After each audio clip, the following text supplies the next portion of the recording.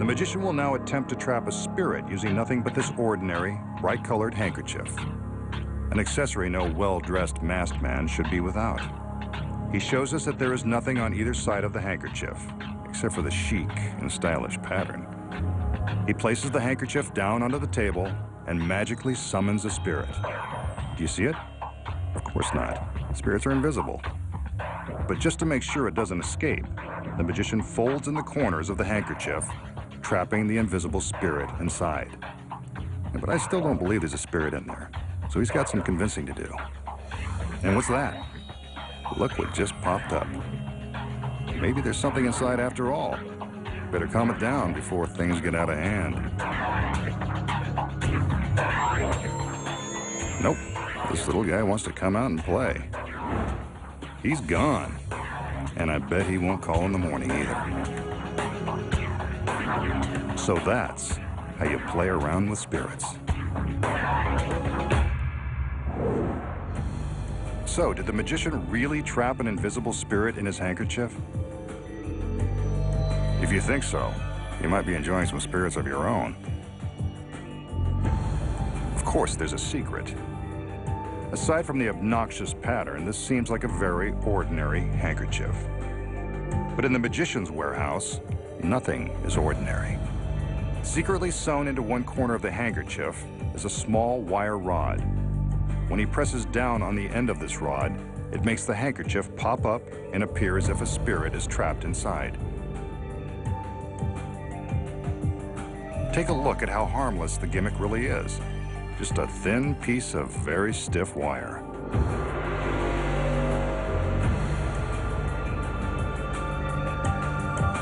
At the corner, the wire has been bent at a slight angle.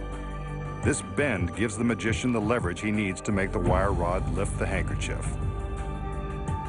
Once the corners are folded in towards the center, all the magician has to do is locate the bend with his thumb and press down. The rod does the rest of the work. Ah, if only everything worked this easily. When he removes his right hand, he rolls the tip of the rod around with his left, convincing the audience that there is definitely some hanky-panky happening underneath the handkerchief. And that's how he captures a spirit. No one knows that gaudy fabric is hiding a tiny little rod. This illusion is one of the classics of magic, dating back more than 100 years. The magician enters and examines this empty four-legged wooden frame.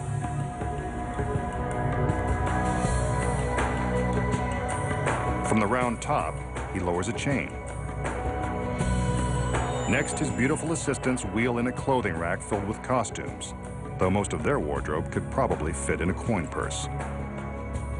One of his assistants makes a selection, a suitably seductive two-piece number and a pair of heels. The magician now hangs the costume from the chain as his assistants bring in a large hooded cloak. Kind of an extreme contrast in clothing, but whatever. I'm sure it's part of his plan. As they attach the cloak to the frame, a ghostly mannequin head is introduced. Creepy. Once the cloak is in place, the magician sets the head on top of the frame.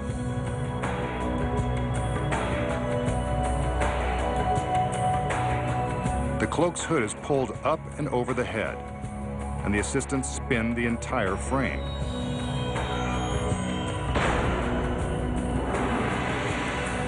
How about that? The mannequin has transformed into another beautiful girl, dressed in a sexy two-piece. That's one way to find a date for a Saturday night. But there's a secret to how he did it. So, how did the magician use an empty frame, a sexy costume, a large cloak, and a mannequin head to create a beautiful assistant?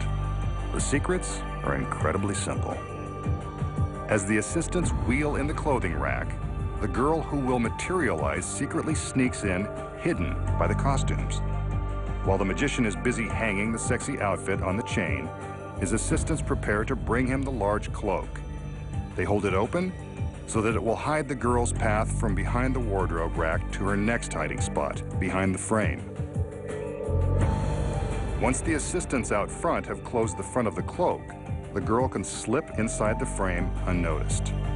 But what about the costume the magician hung inside the frame?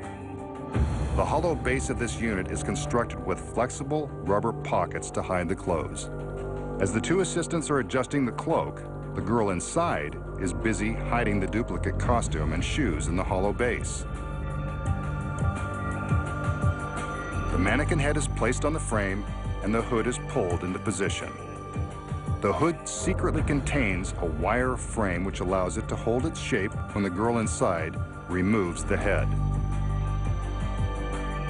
From the side, you can see the head removed, while the hood stays upright. The girl quickly hides the head in a secret pocket sewn into the cloak, then hides a wooden plug in the base,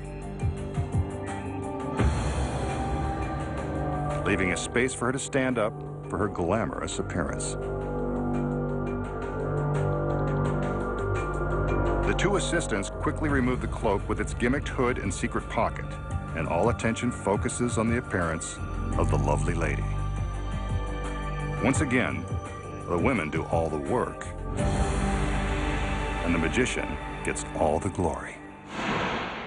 Up next, things get gory when the magician reveals the penetrating secret to impaling human flesh. And then, a 5-ton elephant magically appears from nowhere while surrounded by a crowd of witnesses. Find out how it's done when magic's biggest secrets finally revealed returns.